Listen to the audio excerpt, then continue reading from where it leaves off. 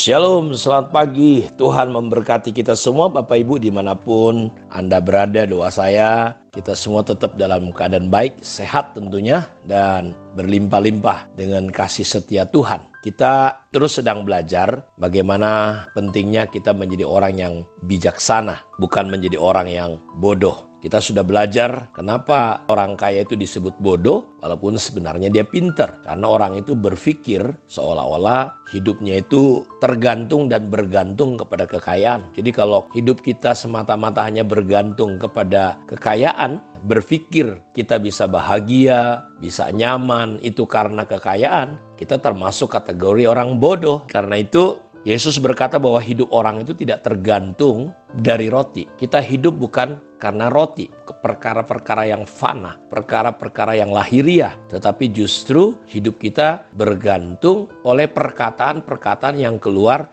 dari mulut Allah. Jadi sama sekali orang kaya ini yang disebut bodoh oleh Tuhan ini, dia sama sekali tidak memiliki firman. Dia cuma memiliki pemikiran, cara pikir yang betul-betul manusiawi dan duniawi sekali. Jangan mengukur ikut Tuhan itu dari perkara-perkara berkat jasmani. Yesus bahkan sampai tidak punya tempat untuk meletakkan kepalanya, anak manusia. Serigala punya liang, burung punya sarang. Jadi Yesus kalau dari ukuran dunia ini dia orang yang malang. Tetapi tidak demikian menurut pandangan kerajaan surga. Kenapa dia disebut bodoh? Dia berpikir bahwa dia pemilik nyawanya, dia pemilik hidupnya. Padahal kita bukan pemilik hidup. Kita tidak tahu apa yang akan terjadi. Hidup kita singkat, sebentar, kayak uap, kayak pohon, kayak bayang-bayang saja. Ketika Tuhan berkata, hari ini engkau mati, semua bubar, dan apa, untuk apa semuanya. Karena itu jangan pernah berpikir bahwa saudara bisa kontrol hidup saudara. Kalau tidak, kita termasuk kategori orang yang bodoh. Dan Alkitab berkata, untuk apa semuanya itu? Karena itu di dalam kitab Efesus pasal yang kelima, ayat 15-21, dikatakan seperti ini. Karena itu, perhatikanlah dengan seksama bagaimana kamu hidup. Janganlah seperti orang bebal, tetapi seperti orang arif. Pergunakanlah waktu yang ada karena hari-hari ini adalah jahat. Sebab itu janganlah kamu bodoh, tetapi usahakanlah supaya kamu mengerti kehendak Tuhan. Jadi orang bodoh adalah orang yang tidak mengerti kehendak Tuhan, tidak berusaha, tidak belajar untuk mengerti kehendak Tuhan. Dan janganlah kamu mabuk oleh anggur, karena anggur menimbulkan hawa nafsu. Tetapi hendaklah kamu penuh dengan roh,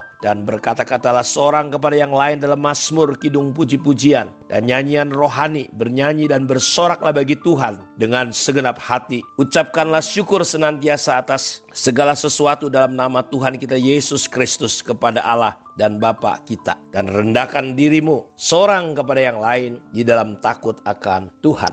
Saya berdoa ayat ini Bapak Ibu bisa menolong kita untuk kita mengantisipasi hidup kita, mawas diri dengan diri kita. Karena ayat ini berkata bagaimana, karena itu perhatikanlah dengan seksama bagaimana kamu hidup. Jangan seperti orang bebal lagi, tetapi seperti orang arif. Pergunakan waktu yang ada karena hari-hari ini adalah jahat. Sebab itu jangan kamu bodoh, usahakan supaya kamu mengerti kehendak Tuhan. Jadi saya lihat orang bodoh itu dia menghabiskan waktunya. Karena itu ayat ini berkata hari-hari ini adalah jahat. Orang bodoh adalah orang yang fokusnya cuma perkara lahiriah aja, cari duit aja, kerja aja. Bukan berarti salah bekerja, tidak. Saudara, anak Tuhan harus rajin bekerja, tapi jangan habiskan hidup kita itu hanya untuk perkara-perkara lahiriah. Tuhan Yesus berkata, janganlah kita bekerja hanya untuk makanan yang fana, tapi bekerjalah untuk kekekalan. Makananku, kata Yesus, dan melakukan kehendak Allah. Karena itu saudara, kenapa orang itu disebut bodoh? Karena dia menghabiskan waktunya hanya untuk mengembangkan usahanya, mengembangkan bisnisnya, tapi tidak menyiapkan dirinya, saudara, untuk kekekalan.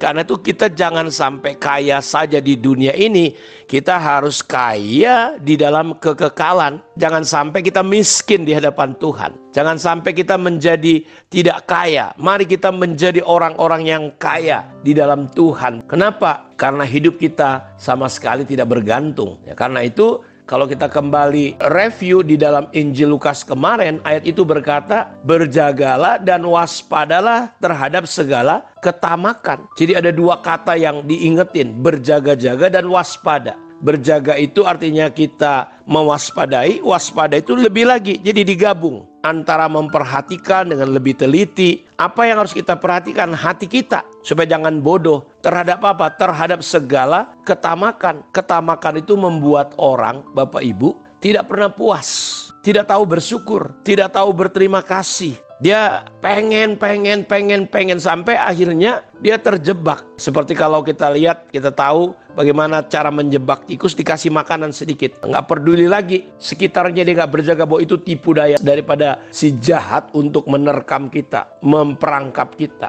Yesus berkata berjaga dan berwaspada. Sebab walaupun orang berlimpah-limpah hartanya, tidaklah bergantung dari kekayaan.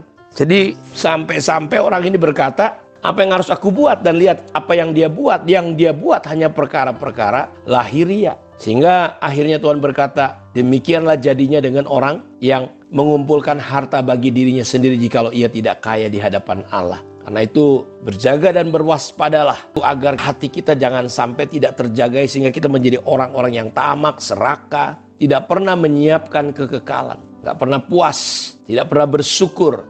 Tuhan Yesus 2 ekor ikan 5 ketur roti, dia bersyukur walau sedikit ada mujizat. Jadi saudara jangan biarkan ketamakan, karena tamak itu adalah akar dari segala kejahatan. Ketika orang coba mengejar uang, akan ada banyak kerusakan. Udah banyak rumah tangga hancur karena uang, hubungan hancur saudaraku karena warisan, adik kakak bunuh-bunuhan, anak laporkan orang tuanya yang sudah tua ke penjara, dimasukkan karena dituntut masalah uang. Jadi saudara, saya mau berkata, jangan rusakkan hati kita dengan ketamakan. Jangan bodoh. Hidup kita tidak bergantung kepada banyaknya apa yang kita punya. Kita hidup tidak ditentukan apa yang kita miliki. Saudara, jadilah pribadi yang teguh, kuat. Hati kita dipenuhi dengan kekayaan sorgawi. Tuhan ajar, asal ada makanan minuman cukuplah. Bapa kami yang di surga, dikuduskan namamu, datang kerajaanmu, jadi kehendakmu. Berikan pada kami makanan kami yang secukupnya. Jadi jangan sampai harta benda, uang memisahkan hubungan kita dengan Tuhan. Kesibukan, ketamakan kita, saudara, memisahkan kita dari kasih Kristus. Karena hidup kita sama sekali tidak bergantung kepada kekayaan kita. Jadi Yesus memberitahu saudara-saudaraku bahwa sekalipun orang itu sukses, orang kaya yang bodoh ini, bertambah-tambah hartanya, gudangnya, gak cukup. Dia merencanakan ini dan itu sampai dia bisa berkata, hai jiwaku, ada padamu banyak harta. Makan, minum, bersenang-senanglah. Semua yang kita miliki ujungnya, saudaraku, harus ujungnya adalah memuliakan Tuhan. Muliakanlah Tuhan dengan hartamu. Muliakanlah Tuhan dengan hidupmu. Jadi jangan sampai harta kita ujungnya untuk diri kita, kesenangan kita. Tapi biarlah ujungnya, potensi, uang, semua yang ada pada kita, ujungnya adalah untuk memuliakan Tuhan. Karena itu janganlah jadi orang bodoh. Jadilah orang arif, jadilah orang bijaksana. Pergunakanlah waktu kita sebaik-baiknya. Kiranya Tuhan memberkati kita. Mari kita berdoa. Terima kasih Bapa untuk kebenaran firman-Mu. Diberkatilah semua anak-anak-Mu. Buat kami menjadi arif dan bijaksana, sehingga kami boleh mengisi hidup kami, waktu kami dengan yang terbaik untuk melayani Tuhan. Dalam nama Yesus kami berdoa. Amin. Tuhan memberkati kita. Shalom.